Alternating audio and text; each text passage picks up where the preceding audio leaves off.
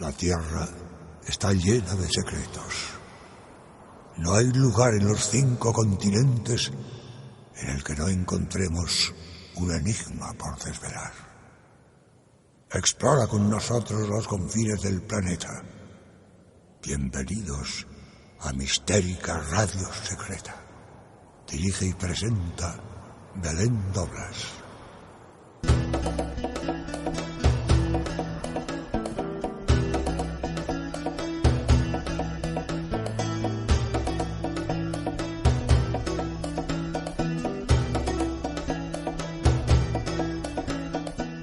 Bienvenidos a Mistérica Radio Secreta, un espacio dedicado a conocer viajes y lugares con misterio en el que emprendemos una travesía diferente por esos enclaves únicos alrededor del mundo que nos han dejado su impronta. Y con este propósito en mente, a lo largo de esta travesía tan singular, entrevistaremos a ilustres viajeros que nos marcarán las coordenadas precisas hasta un destino concreto. Esta noche es especial y diferente, pues celebramos la publicación de un nuevo título de Ediciones Mistérica. Se trata del libro Crónicas del Madrid Secreto 2, hitos y misterios artísticos de la capital de España. Por eso contamos esta noche con su autor, nuestro colaborador Pedro Ortega, para que nos desvele algunos de los secretos artísticos que esconde la capital de España. Seguiremos con la sección Patrimonio Secreto, donde acudimos a un lugar madrileño con mucha historia, el Palacio de Linares, donde hablaremos de su leyenda y de sus tesoros artísticos. Y para finalizar, como ya es costumbre, cerraremos el programa con nuestra agenda secreta para manteneros al día de todas las novedades culturales que no os podéis perder. Soy Belén Doblas y esto es Mistérica Radio Secreta. Iniciamos nuestro viaje.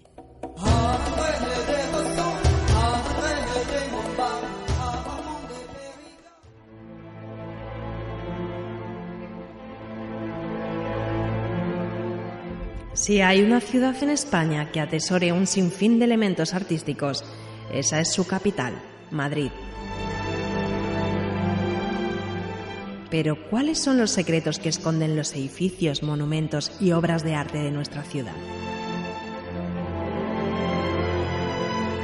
A lo largo de esta noche observaremos cartas astrales escondidas en los lienzos, pinturas de la Virgen condenadas por la Iglesia, extraños arcángeles y religiosas crucificadas, además de un sinfín de misterios artísticos.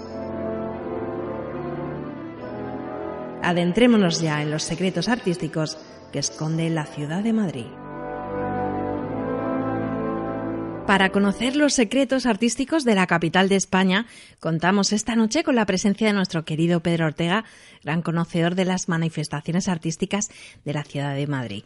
Pedro Ortega es ingeniero industrial, historiador del arte, máster en edición digital y doctor en estética. Lleva dedicado a la gestión cultural desde 1995 y ha promovido revistas, conciertos, eventos, congresos y hasta exposiciones. Comenzó en 2013 su trayectoria como divulgador de la cultura del misterio y dirigió la revista Mistérica Art Secreta hasta 2017. Hasta el momento, Pedro Ortega ha recibido el premio ASES a la investigación y divulgación del misterio en 2018 y actualmente es productor y colaborador habitual de este programa.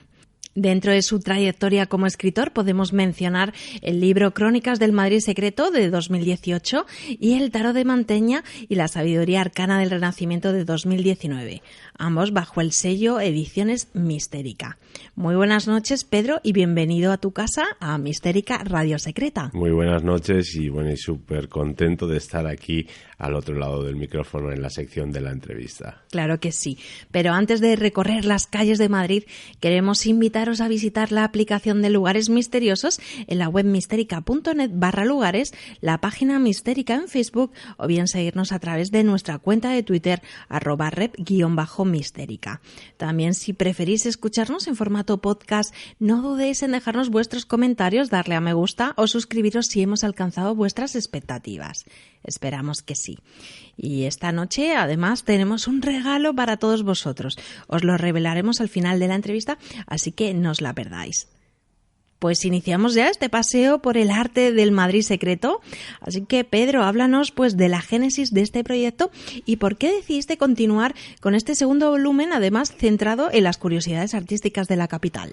Bueno, pues todo vino pues de ese primer Crónicas del Madrid secreto, que bueno, pues ha cumplido ahora hace escasos días un año. Y que ha tenido mucho éxito. Eso es así, es que esa ha sido la cuestión. Y es que no me podía imaginar que un libro así un poco tan particular pues gustara tanto, pero es que bueno, pues se hicieron, todas las bibliotecas de Madrid se han hecho con un ejemplar. También tuve el apoyo de las escuelas UNESCO, bueno, también lo he contado en programas de estudiantes americanos, no sé, surgieron un montón de colaboraciones, bueno, y seguro que me dejo a muchos por el camino, pero bueno, ha sido yo creo que un éxito también por parte de Mistérica, que lo ha apoyado sin ambajes esta publicación. Y el caso es que, bueno, pues quizá como soy historiador del arte y en la capital, de otra cosa no, pero de arte tenemos tantísimo, pues decidí focalizar este segundo número en las representaciones artísticas de diversa índole que entrañan sus secretos y que se encuentran aquí en la capital de España. Para el libro, de nuevo, he contado con la participación de Ataud, con el diseño gráfico y los fotomontajes, y es que Ataud, bueno, pues tiene esa forma tan particular de ilustrar, incluyendo en todas las ilustraciones, digamos, símbolos, elementos secretos, así que digamos que junto con el texto pues tenemos un compendio de imágenes también bastante mistéricas. Pues sí, porque es un libro pues que totalmente ilustrado en sus más de 175 páginas. Sí. Así que nos vamos a poder pues deleitar con esas imágenes. Y bueno, y por otra parte comentarte que con Crónicas del Madrid secreto pues te paseaste por un montón de emisoras y programas de radio y podcast, pero no aquí en tu casa. Bueno, pues así para que, eso estamos aquí para arreglarlo. Claro, entonces. así que bueno, esta vez sí que te tengo que hacer una entrevista. Fantástico. Bueno, seguimos con los agradecimientos y esta vez te toca a ti de cerca, y es que, bueno, pues has sido tú la editora de este libro, gracias a lo cual pues se ha mejorado mucho no solo la redacción, la sintaxis, sino que, bueno, pues ha habido una serie de consejos y que te agradezco profundamente. Bueno, los editores más bien tenemos que estar en la sombra, te agradezco la mención, pero vamos de lleno a la cuestión de esta noche. Para que se hagan una idea, los lectores, cuéntanos, por ejemplo, qué temáticas trata pues este libro de Crónicas del Madrid secreto 2, hitos y misterios artísticos de la capital de España. Bueno, pues vamos a hacer un repaso, si te parece, por las distintas temáticas, un poco al hilo de las cuestiones que he tratado de abarcar. Mira, por ejemplo, como no, la arqueología tenía que estar presente en el libro. Por ejemplo, el misterio de la Dama de Elche, que en el año 1995 un profesor americano, Moffitt, la puso en entredicho. Dijo que era falsa, que era seguramente un falso histórico, y la polémica duró nada más y nada menos que 10 años hasta que por fin pudimos aseverar que efectivamente la Dama de Elche era auténtica. Así que, bueno, pues ahí cuento esa historia. También referente a la arqueología tenemos, por ejemplo, el tesoro de Guarrazar, un tesoro visigodo que fue encontrado en el siglo XIX y que, bueno, la verdad es que cayó en malas manos en primera instancia, fue vendido en parte a Francia, bueno, hubo toda una serie de polémicas. Este es un tema bastante común a lo largo del libro, el hecho de que se encuentren piezas y se vayan fuera de España por unos u otros motivos, que es una pena. Sí, por un lado, pues el no valorar a tiempo nuestro patrimonio, increíble e innumerable patrimonio, y por otra parte, pues yo creo que pues ese sentimiento de patrimonio que lleva muy poco con nosotros. Pues la verdad es que ha costado bastante, y fíjate, pues el tesoro de Guarrazar es uno de esos ejemplos. Afortunadamente volvieron bastantes de las piezas a Madrid, la mayoría están en el Museo Arqueológico Nacional, y también tenemos una parte del tesoro en el Palacio Real, y luego lo demás está en París. ¿Qué le vamos a hacer? Es que siempre se nos queda algo por fuera de nuestras fronteras. Bueno, eso es así. y aunque hemos recuperado mucho, pues supongo que habrá otras cosas que no recuperaremos jamás. Pues pero te sigo contando, porque de ahí seguimos, ¿no? sigue la historia. En concreto me detengo a hablar de 2 iglesias en el libro.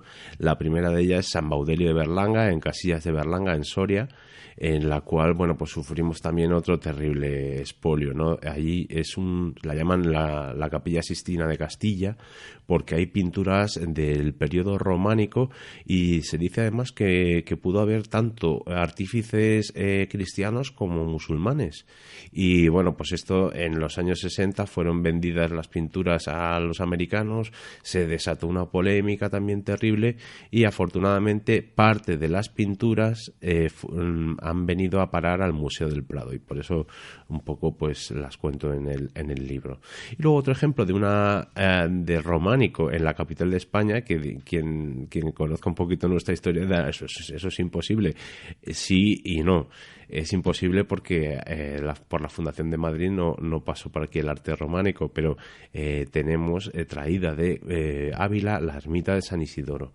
Y es que esta ermita, que estaba fuera de las murallas de Ávila, pues estaba deteriorada y se decidió trasladarla y vino a parar a Madrid. Primero estuvo en el Museo Arqueológico Nacional, en los jardines, pero finalmente se decidió instalarla en el madrileño Parque del Retiro, y de hecho ha sido recientemente restaurada, así que luce como nueva en el Parque del Retiro, como comentaba antes.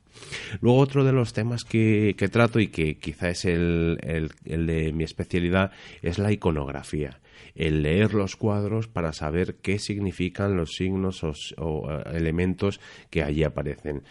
Uno de los temas que trato es el de la Virgen de la Leche, otro es el de la religiosa mortificada o crucificada, en la cual, pues bueno, es un hecho muy curioso, que inspirado en la carta de San Pablo a los Gálatas, que dice debéis vivir crucificados con Cristo, pues lo llevaron a tales extremos que hay incluso algunas religiosas que tienen en su celda, estamos hablando por ejemplo de Sor María de Ágreda, la Dama Azul, tenía en su celda un crucifijo en el cual, con unas cadenas, en el cual por las noches penitenciaba atada a la cruz. Bueno, un hecho, la verdad, un poco duro.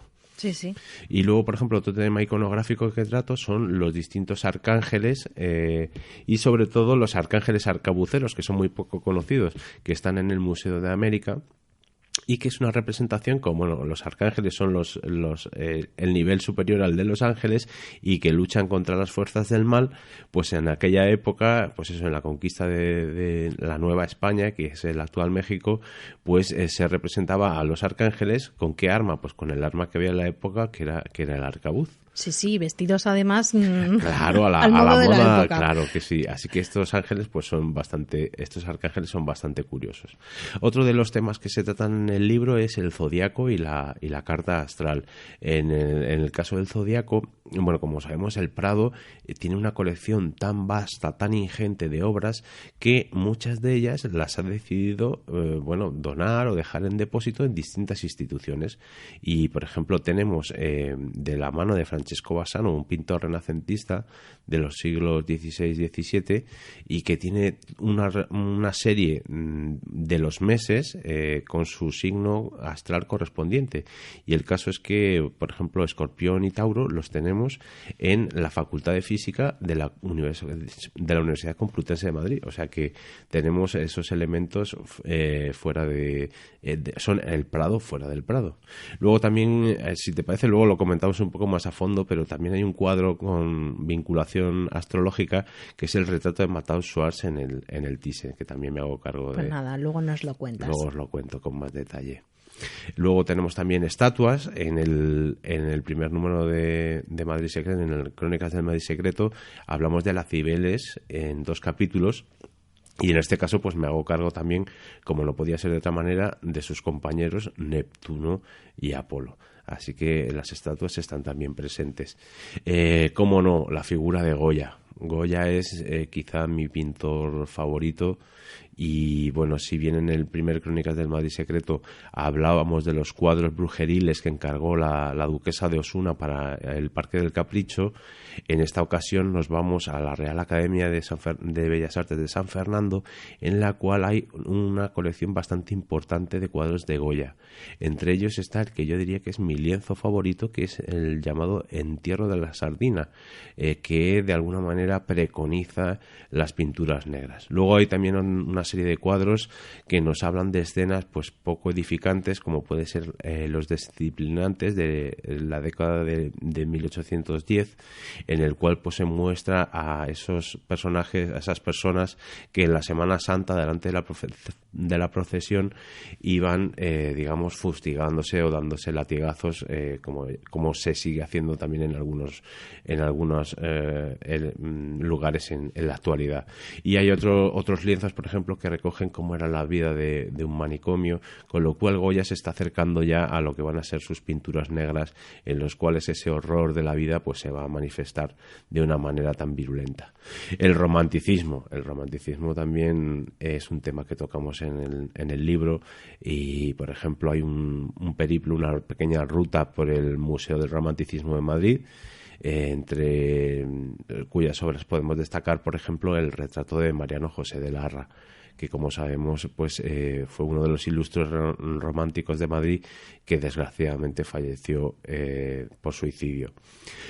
Otro de los temas dentro del romanticismo, aunque ya posterior en el tiempo, con lo cual tendríamos que hablar de postromanticismo, es el cuadro que tenemos en el Museo del Prado de Muñoz de Graín, titulado Los amantes de Teruel, que sabes, cuenta una historia de amor romántico hasta la muerte, que hace pareja incluso con Romeo y Julieta y Tristán y Iseo, por mencionar otros ejemplos europeos. Pero bueno, el caso es que tenemos ese gigantesco y magnífico cuadro de Los amantes de Teruel aquí al lado. Aquí al ladito, así que no dejemos de perdernos. El Museo del Prado, sí. Y luego, pues yo como barro para casa, antes he hablado de la iconografía como uno de mis temas favoritos, pues el periodo artístico que más me gusta es sin lugar a dudas el arte simbolista, que podríamos fecharlo en torno a 1880 y 1920. Aquí vamos a hablar de los grabados griálicos de Rogelio de Gusquiza, de los lienzos de Gustave Moreau, que es el padre de la pintura simbolista parisino, y que tenemos en el Museo Thyssen-Bornemisza, o la escultura de la Magdalena de Auguste Rodin, que también está en el Museo Thyssen. También me he querido ocupar, como no, de artistas contemporáneos. Por ejemplo, Ramón Gómez de la Serna, que aunque es conocido sobre todo por su faceta literaria, pues vamos a ver que también fue artista. Y de hecho, uno de los cuadros de los que hablo en el libro es el retrato triple de Luisa Sofovich, que fue su mujer, en el cual pues podemos ver una representación como si fuera la diosa Hécate con 3 cabezas, en el cual además esta mujer está haciendo un símbolo masónico. Es un pentagrama, ¿no? Sí, es un pentáculo que está, el pentáculo está dibujado sobre el cuadro para que se entienda cómo esa forma pentagonal está inscrita a la hora de hacer el cuadro. Y otro gran olvidado en muchas ocasiones es Gutiérrez Solana.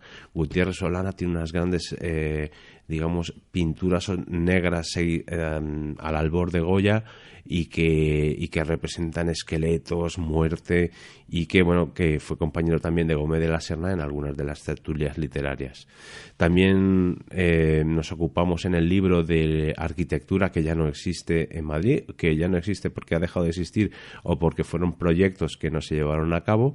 Por ejemplo, está el caso del Palacio Cifré, un palacio orientalista del que disfrutamos en el Paseo del Prado hasta el año aproximadamente 1917, en el que se empezó a desmantelar.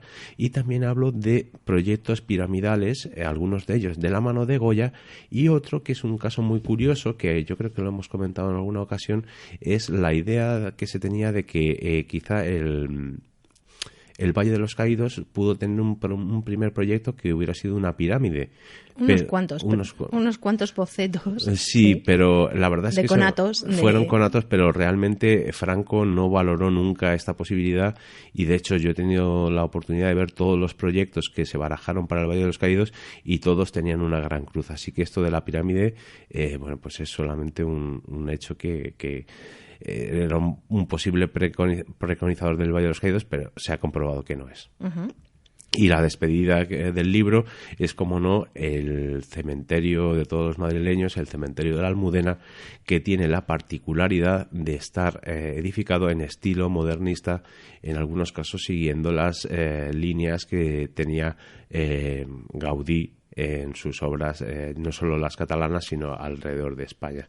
Y en la que se cuenta que hay un ángel trompetero, esa historia te la sabes tú muy bien, Belén. Sí, claro. Un ángel trompetero que supuestamente en origen estaba con la trompeta a punto de sonar, y se cuenta que algunos de los vecinos incluso oyeron tañer esa trompeta, y por ello decidieron que debían representar al ángel con la trompeta en la rodilla, en el regazo, no fuera a ser que sonaran las 7 trompetas del Apocalipsis y nos fuéramos al otro barrio. Bueno, no, porque justamente con ese episodio se supone que los muertos saldrían de sus tumbas. Eso es, sería el día del juicio final. Imagínatelo. Sí, pero todos a pasar revista, ¿eh? Todos tendremos que ver las cuentas y a pesarnos en la balanza si lo bueno y lo malo había sido más, lo bueno o lo malo. Vamos, que todos nos íbamos para el infierno directos. No sé qué sería peor. Pues creo que has hecho un fantástico resumen pues de alguno de los contenidos, aunque te has dejado algunos, ¿eh? Sí. Porque, claro, dedicas en total 27 capítulos, uh-huh, y además el libro está coronado por el prólogo de Nacho Ares. Eso es, bueno, esto ha sido un lujo que me agradezco desde aquí a Nacho Ares, y es que, bueno, pues Nacho fue uno de los que me echó una mano con el Crónicas del Madrid Secreto. De hecho, pues intervine en su sección de Madrid en Hoy por Hoy, en el programa de la SER. Y bueno, pues allí hablamos de Neptuno, Cibeles, Apolo, y de hecho también ya con el segundo hemos hablado del Palacio Cifré. Así que bueno, cuando terminé de escribir el libro, hablé con Nacho, se lo pasé, y bueno, pues le debió parecer bien el libro cuando aceptó mi propuesta, y bueno, pues me ha honrado con este magnífico prólogo que abre las Crónicas del Madrid Secreto 2. Pues si te parece, Pedro, vamos ya a iniciar este recorrido pues por una imagen que a mi juicio es muy tierna, pero que se vio de alguna forma censurada por la Iglesia Católica. Me estoy refiriendo a la conocida como Virgen de la Leche. Cuéntanos, por ejemplo, ¿dónde podemos ver estas imágenes y por qué razón fueron vetadas? Bueno, pues vamos a irnos, si te parece, al Museo del Prado, donde bueno, tenemos ejemplos desde el mundo, desde el arte gótico hasta, digamos, hasta la Edad Moderna. Y bueno, esto tiene una curiosidad, y es que bueno, pues como tú bien decías, la Virgen de la Leche es la imagen más tierna, a mi juicio, del arte cristiano, y es en la cual la Virgen María da de amamantar al niño. Pues bien, todo parece indicar que esta iconografía, como muchas otras, incluso la del juicio final, provienen del mundo egipcio. Si nos vamos allí, tenemos, por ejemplo, la triada principal de dioses, que son Isis, que sería la madre, Osiris, que sería el padre, y Horus, que sería el hijo. Entonces tenemos representaciones de la diosa Isis con su hijo Horus dándole de mamar. Es a la que llaman Isis lactans o Isis lactante. Vamos, que la Iglesia Católica copió absolutamente todo. Sí, esto además es muy curioso porque, como tú bien sabes, en la Iglesia Católica hubo unos siglos en los que la Virgen María no pintaba nada. De hecho, va a tener que ser ya con el gótico, con las grandes catedrales de Francia, cuando se empiecen a dedicar los templos a la Virgen María. O sea que tenemos ahí una sequía del culto a la Virgen en la cristiandad. Y de hecho esta imagen proviene del mundo copto, de los egipcios, y fue Cirilo de Alejandría el que defendió la veneración a la Virgen con imágenes de este tipo. Por ejemplo, en el Museo del Prado tenemos algunos cuadros, como puede ser la conocida como Virgen de Tobet, o otras vírgenes de la leche de la mano de Álvaro de Luna y de Jan de Provost.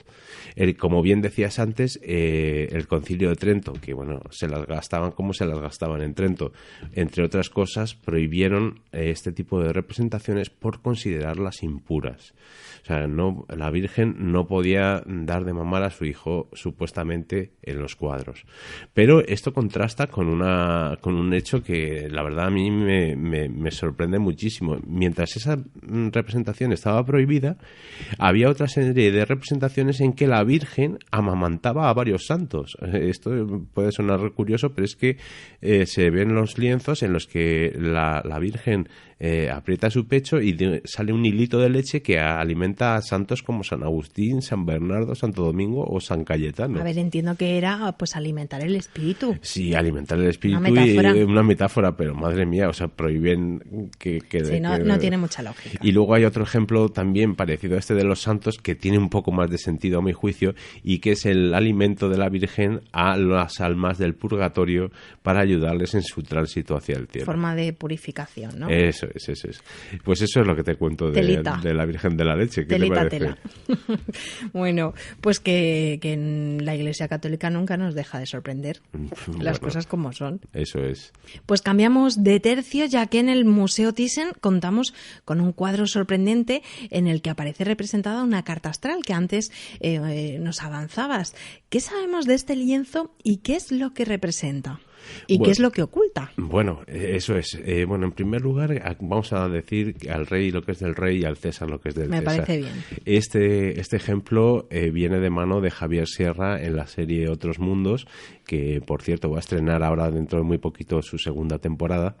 Y en ella, pues Javier Sierra bajaba de la sala de exposición un lienzo titulado Retrato de Matthäus Schwarz de la mano de Christoph Amberger, y la curiosidad que tenía este retrato es que tenía una carta astral, pero como vamos a ver ahora, no solo tenía una, sino que tenía dos. Y ahora explicaremos por qué. Sí, recuerdo perfectamente ese capítulo, que además aparecían comentando pues todos los detalles el astrólogo Casaña y también pues Guillermo Solana, que es el director artístico del Museo Thyssen-Bornemisza. Así es. Entonces, vamos a hablar primero un poquito de quién es este pintor y qué pasa con Matthäus Schwarz, el representado. Y es que, mira, Christoph Amberger, el pintor, pues estaba muy bien relacionado con la corte y en concreto con nuestro emperador Carlos V. El caso es que, vemos la representación de un poderoso noble de la familia Fugger, que era uno de los principales banqueros de la época en Alemania. Y era, un astrólogo, o sea, imbuido del conocimiento astrológico. De hecho, si nos fijamos en su mano, en el dedo índice tiene 3 anillos de berilo. Y estos anillos tienen que ver también con el mundo astrológico.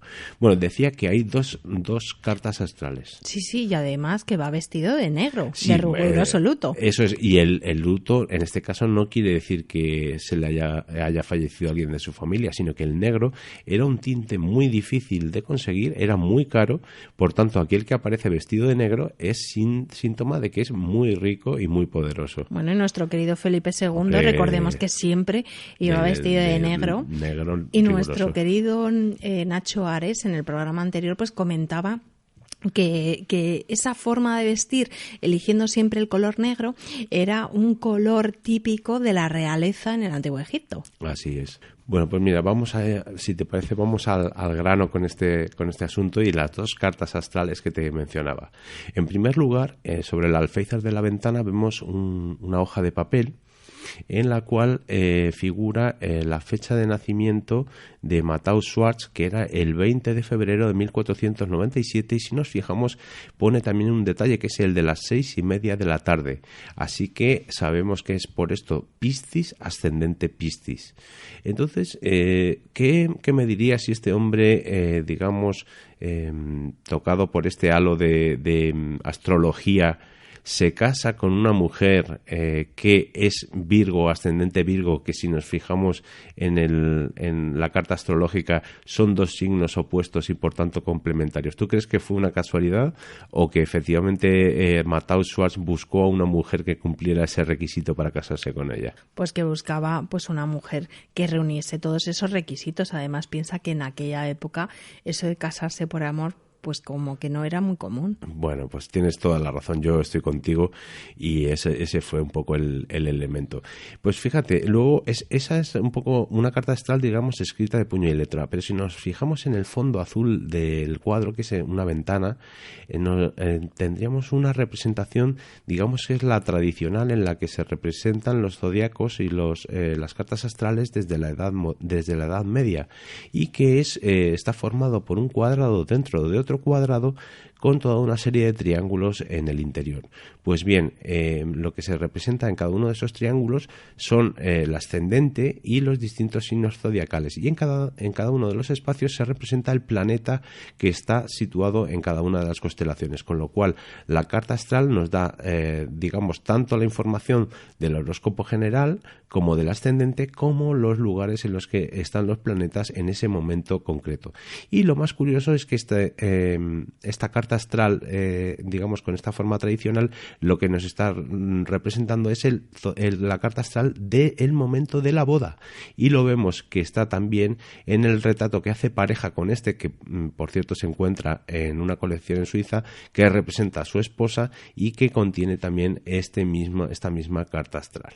Y una pregunta, en el retrato de él, lo de la copa de vino, ¿qué piensas que sería? ¿Como una especie de símbolo de la abundancia? No de la abundancia, sino de la economía familiar. Parte de la economía eran los viñedos, así que se le representa con la copa de vino, pues para decir que parte de sus ingresos, aunque hemos mencionado que era banquero, pero también tenía negocios de la vid, así que es por eso está esa copa de vino. Pues ahí. Dos cuadros coetáneos del mismo autor y que se encuentran separados en la distancia. Eso es.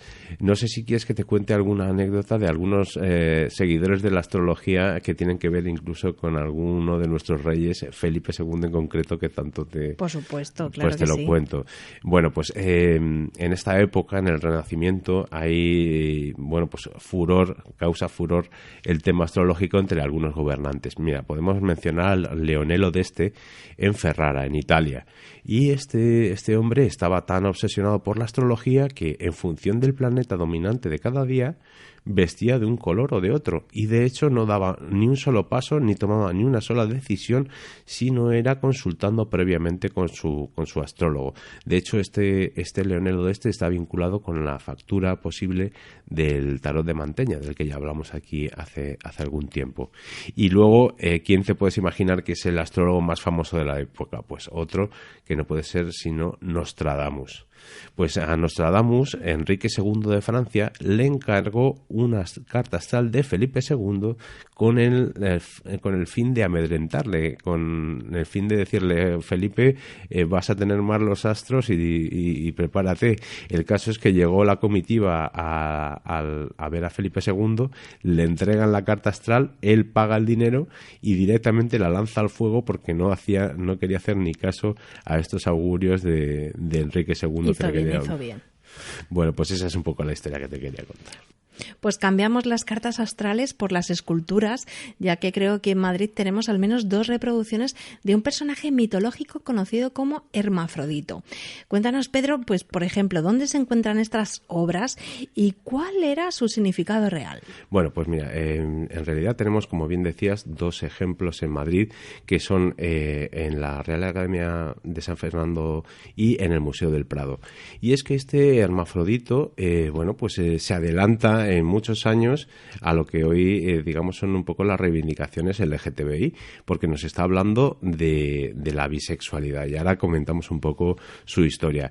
Hermafrodito es hijo de Hermes y de Afrodita. Era un joven bellísimo y, fue abandonado en el bosque y decidió en un momento dado bañarse en un lugar de Tracia donde habitaba una náyade. El caso es que esta náyade quedó prendada de Hermafrodito y Hermafrodito la rechazó. Entonces, como estaba en el agua, que era el medio de la náyade, esta le abrazó con tal fuerza que no le quería soltar, y pidió a los dioses que impidieran que sus dos cuerpos se separaran. Así que ahí surge en ese momento los dos cuerpos quedan fundidos y claro, tenemos un personaje que sucede que es un personaje con los dos sexos, que tiene genitales masculinos y pechos femeninos. Entonces, bueno, la verdad es que esta escultura proviene de la antigüedad.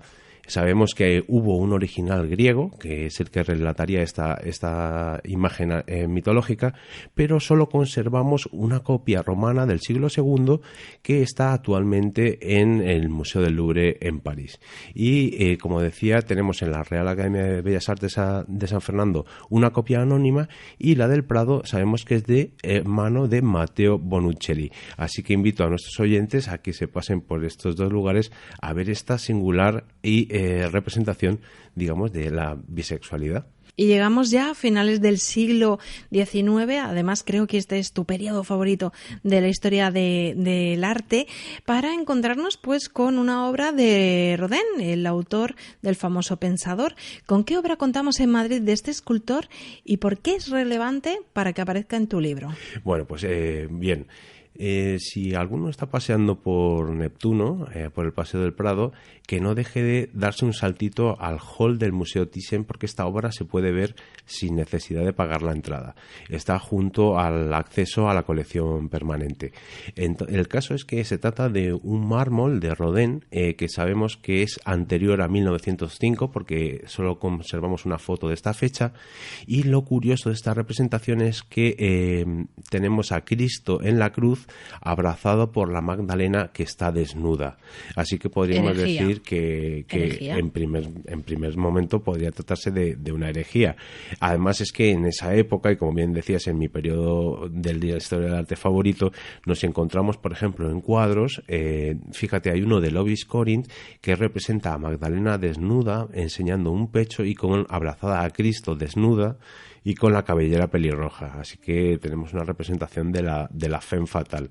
Pero bueno, yo creo que Rodin no quiso ser un poco escandaloso, pero en realidad lo que esconde esta escultura es un cierto autorretrato, porque podría tratarse de una representación del propio autor con su amada discípula Camille Claudel, con la cual pues no llegó a consumar su relación. Así que quizá esta escultura pues sea de alguna manera una visión romántica de ese amor, digamos, no correspondido.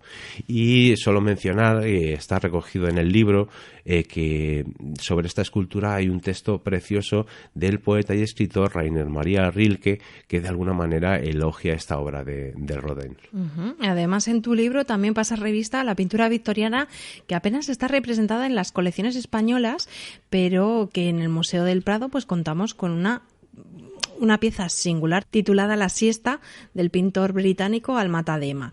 Además, si no me equivoco, también todo el periodo victoriano es uno de tus periodos favoritos. Sí. Pues háblanos un poquito del misterio que encarna pues este lienzo. Bueno, pues es verdad, no tenemos apenas, si hablamos antes de pintura simbolista cuando lo comentaba, ni pintura victoriana, tenemos apenas representación en España. No tenemos apenas cuadros. Antes mencionaba que de simbolismo había 2 cuadros de Moreau, pues de pintura victoriana prácticamente este es el único ejemplo con el que contamos. Su pintor Al-Matadema es un gran amante de los temas, digamos, anecdóticos de la vida de Grecia y de Roma.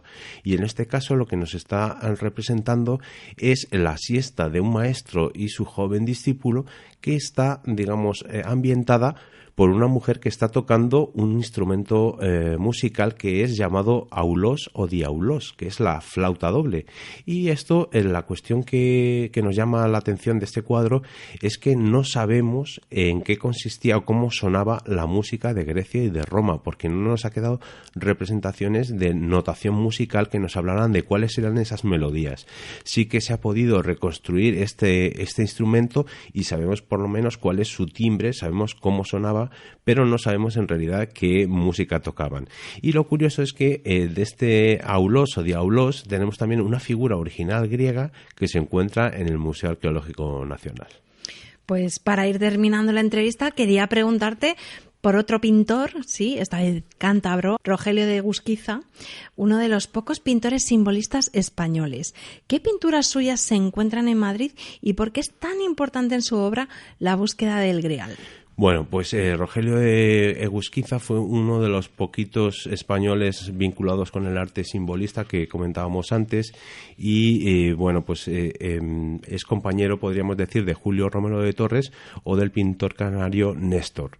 Lo que no se sabe mucho es que este pintor cántabro hizo la mayoría de su producción en París y, de hecho, participó en unos salones en Rosacruces. O sea, estamos hablando de arte y sociedades secretas en el París de 1890.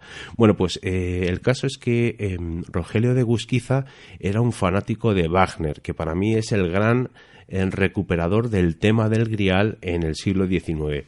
Bueno, pues siguiendo la obra de Parsifal, Rogelio de Egusquiza pues empezó a buscar en textos antiguos, como pueden ser, por ejemplo, la historia del Grial de Wolfram von Eschenbach y también de una obra inédita que se llamaba Titurel, que era un precedente de Parsifal, así que Rogelio de Egusquiza representó toda una serie de grabados y algunas pinturas también que están centradas en la representación de cómo podía haber sido ese Santo Grial y de todos los personajes como Titurel o el propio Parsifal que, digamos, aparecían en las obras de Wagner. Entonces, bueno, pues tenemos, en Madrid contamos con algunos grabados y dibujos originales de esta serie del Grial que se encuentran, por un lado, en el Casón del Buen Retiro, que es la biblioteca del Museo del Prado, y también en la Biblioteca Nacional Española. Así que, bueno, pues para los que tengan curiosidad por ver este tema griálico y su representación en Madrid, pues tenemos también ese capítulo dedicado a este tema. Pues Pedro, ha sido un verdadero placer entrevistarte de nuevo en Radio Círculo. Enhorabuena por esta nueva obra y muchísima suerte pues con la promoción. Así que, si te parece, indícanos cómo se pueden hacer los lectores con este libro. Bueno, primero darte las gracias a ti por dejarme este hueco para hablar de esta crónica del Madrid Secreto 2 y, bueno, comentar que está disponible en formato impreso a través de la web de Misterica.net, que también está obviamente en librerías de toda España, distribuido por la revista Jotdown. Y si alguien lo quiere, simplemente lo puede pedir a su librería, ¿no? Eso puede pedir a su librería perfectamente, o si lo quieren comprar a través de la web de Misterica.net, no tiene gastos de envío. O sea que eso, el precio, no lo hemos comentado, la versión impresa tiene un precio de 15 euros y la versión digital de 2,99.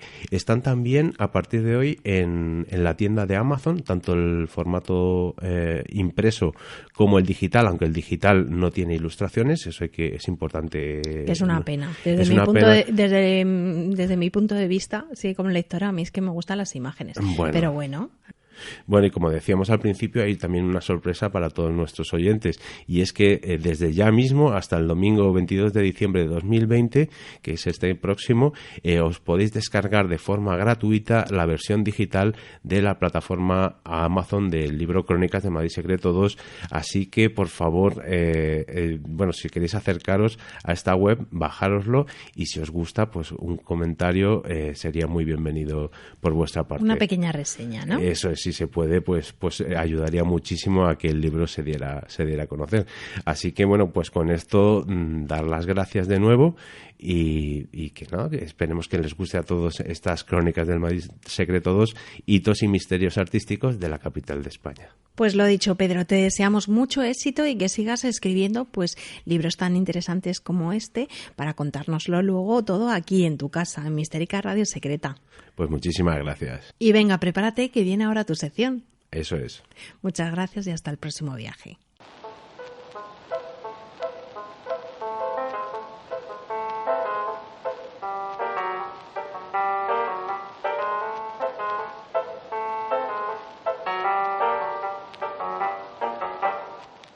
Estás escuchando Mistérica Radio Secreta. Viajes y lugares con misterio. Aquí, en Radio Círculo.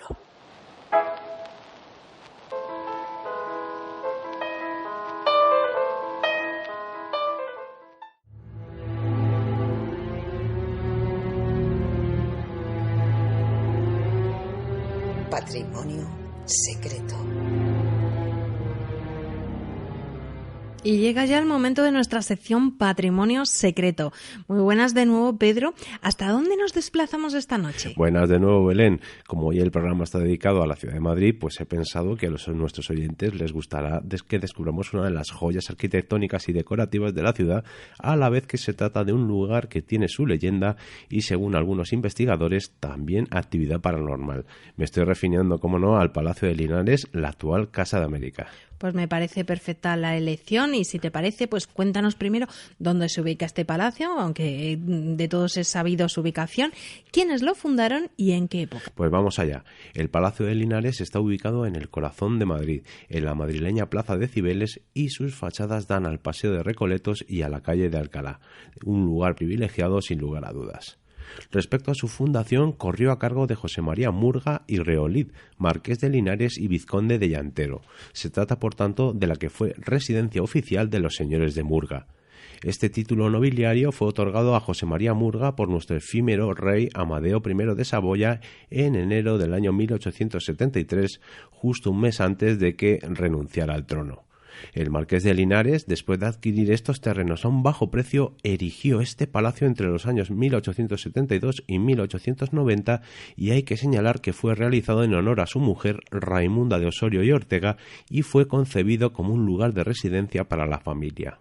Pues ya nos has situado en el espacio y en el tiempo y nos has presentado a los dos personajes principales. ¿Por qué no nos cuentas la leyenda que ha dado pie a tantas especulaciones e investigaciones paranormales? Bueno, pues si te parece, te cuento primero la leyenda y luego vemos la historia. Para ello tendríamos que remontarnos una generación en el tiempo. El caso es que José María Murga quería casarse con Raimunda de Osorio, que era hija de una estanquera, es decir, una mujer sin linaje. Ante esto, el patriarca de la familia, el padre de José María, se negó al matrimonio y envió a su hijo a estudiar en el extranjero. Al poco tiempo, el padre murió y el joven volvió a España y se casó, claro, con Raimunda, fruto de cuyo amor nació una niña, la pequeña Raimundita. En ese tiempo de aparente felicidad, José María encontró una carta de su padre que no llegó nunca a enviarle, en la que decía que se opuso al matrimonio porque Raimunda era hija suya natural y por tanto su matrimonio sería incestuoso. Visto este panorama, el matrimonio pidió una bula al Papa y éste la otorgó con la condición de vivir bajo el mismo techo pero sin cohabitar. También se dice que hicieron desaparecer a la pequeña Raimundita por ser hija de un incesto. Bueno, de acuerdo con esta leyenda, algunos testigos afirman que el fantasma de la niña sigue vagando por el palacio y se puede escuchar su voz y su llanto por las noches. De hecho, sensitivos como Paloma Navarrete afirman que hay presencias en este palacio. Así que esta es la leyenda, pero ¿cuál es la historia real? Pues verás, el matrimonio entre José María Murga y Raimunda de Osorio se hizo sin ningún tipo de oposición paterna y tampoco hay nada sobre ninguna bula ni de que ambos fueran parientes. Lo que sí sabemos es que no tuvieron hijos y que tras el fallecimiento de los marqueses el edificio quedó abandonado. A partir de aquí sabemos que el edificio pasó por varias manos y finalmente fue comprado por el Ayuntamiento de Madrid. Se llevó a cabo su rehabilitación entre los años 1988 y 1992, momento en el que fue inaugurado para celebrar el 5º centenario del descubrimiento de América, y a partir de aquí quedó establecida en el palacio la Casa de América, institución que se mantiene hasta la actualidad. Pues yo personalmente he tenido la oportunidad de visitar el edificio y la verdad es que es todo un tesoro, tanto el exterior como en la decoración interior. Es una belleza. ¿Qué nos puedes contar, por ejemplo, sobre los artistas que intervinieron pues en la construcción de esta imponente mansión? Pues verás, sabemos que el marqués de Linares viajó a las exposiciones universales de París de 1872 y de Milán de 1882, así que el palacio aunó las modas francesa e italiana. Aunque el proyecto del palacio está firmado por Carlos Colubi, se sabe a ciencia cierta que el arquitecto verdadero fue Adolphe de Ombrecht, de ascendencia flamenca. El arquitecto siguió la moda europea con estilo francés de carácter neobarroco en el edificio y balaustradas al estilo italiano.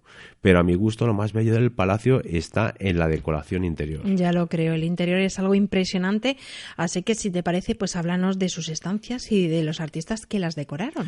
Pues te voy contando. Mi elemento favorito, sin lugar a dudas son las decoraciones de los techos. Podemos mencionar, por ejemplo, la alegoría de la música de Manuel Domínguez, el tocador de Venus y la noche de Castro de Palencia para las dependencias de la Marquesa, o las pinturas de la parte superior de la escalera, hecha por cierto en mármol de Carrara, de Manuel Domínguez, que representan las alegorías de la ciencia, la industria, la agricultura y las bellas artes. También tengo que mencionar la decoración de la capilla, llevada a cabo por dos artistas. El primero es Alejandro Ferrán, que pintó los 4 evangelistas en el techo, un lienzo del sueño de San José y enfrente San Raimundo de Fitero recibiendo de Alfonso VII de Castilla la donación del castillo de Calatrava. El segundo es Amerigo Aparici, que pintó en las paredes a los santos Pablo, Pedro, Bartolomé, Judas Tadeo y Andrés y, como no, un magnífico Cristo en majestad. Y es que desde luego la capilla es uno de los lugares, la joya de la corona. Soberbio este espacio. Pues mira, es uno de los favoritos, pero otro que sobresale es también el salón de baile, decorado esta vez por Pradilla, al que nuestros oyentes seguro conocerán por el fantástico cuadro de Juana la Loca que hay en el Museo del Prado. Allí, en el Palacio de América, podemos ver representaciones de una ninfa, las travesuras del amor, niñas en el palacio, de las que se dice que eran las propias hijas del pintor y no la Raimundita con una amiga, como se ha comentado en otras ocasiones. En la segunda planta tenemos también que destacar la decoración imitando a la antigua Roma, con escenas pompeyanas. Hay lienzos muy relevantes de Alejandro Ferrán que ejecuta distintas escenas, como el famoso baño pompeyano. Pues la verdad es que el palacio es impresionante y los artistas que participaron en su decoración, como nuestro querido Pradilla, que hoy hemos hablado de él largo y tendido, pues lo convirtieron en uno de los edificios pues más imponentes de la capital. Así que, si te parece, vamos a recomendar la visita teatralizada, que merece mucho la pena, pues a la vez que te cuentan la historia de Raimundita, te van enseñando pues todas las estancias del palacio, e incluso pues participas en varias pruebas de cultura general en pos de conseguir hasta un título nobiliario. No cuento más, ¿vale? Así es. Todo un tesoro artístico del siglo XIX en pleno centro del Madrid, y qué pena que tantos otros palacios de esta época se perdieran, como fue el caso del Palacio Cifre, del cual ya comentamos su historia en la temporada pasada. Pues sí, pues desde aquí pues animar a que las instituciones madrileñas sigan conservando y cuidando todos estos edificios tan singulares para el uso y disfrute de los madrileños, y también pues este tipo de iniciativas como las visitas teatralizadas, pues el patrimonio de esta ciudad para los que vivimos en ella y para los que la visitan es todo un tesoro. Así es. Pues muchísimas gracias, Pedro, por desvelarnos estos secretos del Palacio de Linares, también pues ver un poco dónde está el mito y la realidad, y te esperamos de nuevo la semana que viene en tu sección Patrimonio Secreto. Muy buenas noches. Buenas noches. Agenda secreta.